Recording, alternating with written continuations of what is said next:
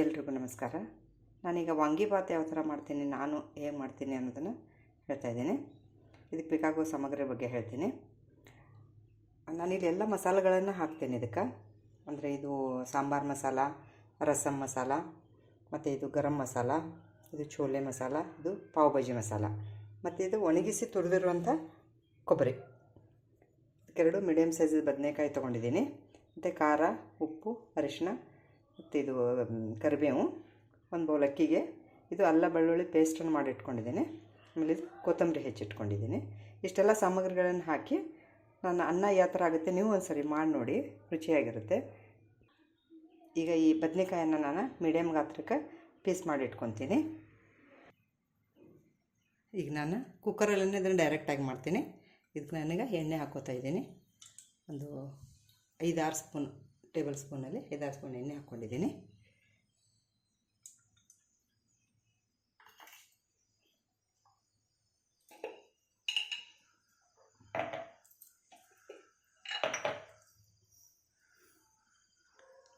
ಸಾಸಿವೆ ಹಾಕ್ಕೊತಿದ್ದೀನಿ,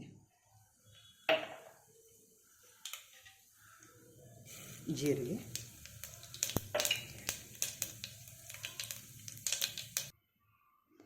ಈಗ ಕರಿಬೇವನ್ನು ಹಾಕ್ತಾಯಿದ್ದೀನಿ.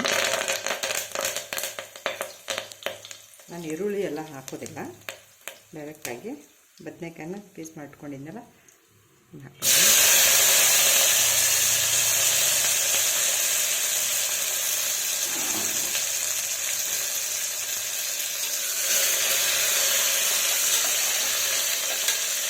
ಸ್ವಲ್ಪ ಫ್ಲೇಮನ್ನು ಕಡಿಮೆ ಮಾಡಿ ಸ್ವಲ್ಪ ಬೇಯಿಸ್ಕೊಳ್ರಿ.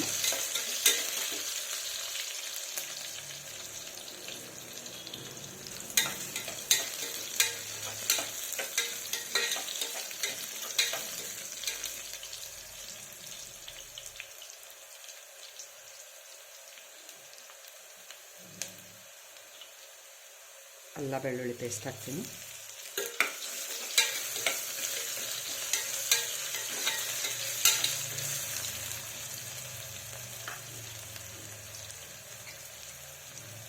ಆಗಲೇ ಹೇಳಿರೋ ಎಲ್ಲ ಮಸಾಲೆಗಳನ್ನು ಹಾಕ್ತೀನಿ. ಸಾಂಬಾರು ಪೌಡರ್, ರಸಮ್ ಪೌಡರ್, ಗರಂ ಮಸಾಲ, ಚೋಲೆ ಮಸಾಲ, ಪಾವ್ ಭಾಜಿ ಮಸಾಲ ಎಲ್ಲನೂ ಸ್ವಲ್ಪ ಸ್ವಲ್ಪ ಹಾಕ್ಕೊಳ್ರಿ.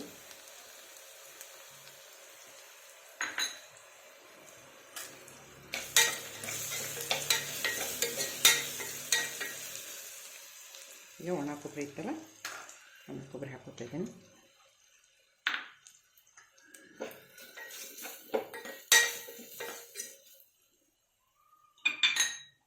ಇದಕ್ಕೆ ಬೇಕಾಗುವಷ್ಟು ಖಾರ, ಉಪ್ಪು, ಅರಿಶಿನ ಎಲ್ಲನೂ ಇದ್ರ ಜೊತೆ ಹಾಕ್ಕೊಂಡ್ಬಿಡಿ.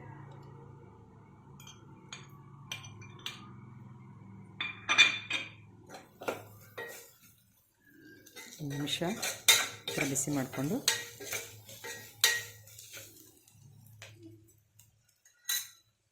ಎಷ್ಟು ಅಕ್ಕಿ ತೊಗೊಂಡಿರ್ತೀರಲ್ಲ, ನಿಮ್ಮ ಅಕ್ಕಿ ಪ್ರಮಾಣ ಮೇಲೆ ನೀವು ನೀರು ಹಾಕ್ಕೊಳ್ಳಿ.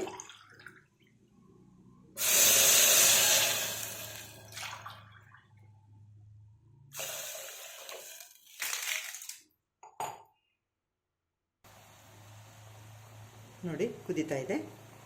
ನಾನೀಗ ಅಕ್ಕಿನ ತೊಳೆದಿಟ್ಕೊಂಡಿದ್ದೀನಿ, ಇದಕ್ಕೆ ಸೇರಿಸ್ತಾ ಇದ್ದೀನಿ.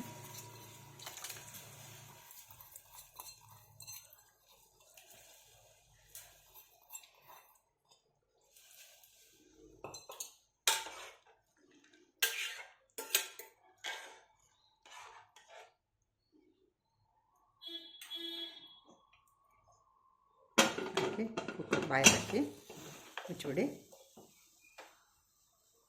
2-3 ವಿಸಲ್ ಆಗಿಬಿಟ್ರೆ ವಾಂಗಿಬಾತ್ ರೆಡಿ.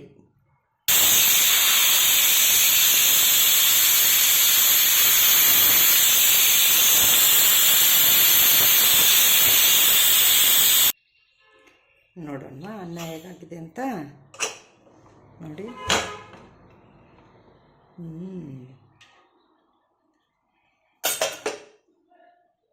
ಹೀಗೆ ಅನ್ನ ಈ ಥರ ಒಂದು ಸಾರಿ ತಿಂದರೆ ಅಂಗಡಿಯಲ್ಲಿ ಸಿಗೋ ವಾಂಗಿಬಾತ್ ಮಸಾಲ ಅನ್ನನ ನೀವು ಹಾಕಿ ಮಾಡೋದೇ ಇಲ್ಲ. ನೋಡಿ ಬಿಸಿ ಬಿಸಿಯಾದ ವಾಂಗಿಬಾತ್ ರೆಡಿ. ಒಂದು ಸಾರಿ ನಾನು ಹೇಳಿದ ಥರನೇ ಎಲ್ಲ ಮಾಡಿ ನೋಡಿ. ಇಷ್ಟ ಆದರೆ ನನ್ನ ಚಾನಲನ್ನು ಸಬ್ಸ್ಕ್ರೈಬ್ ಮಾಡಿ, ಲೈಕ್ ಮಾಡಿ. Thank you.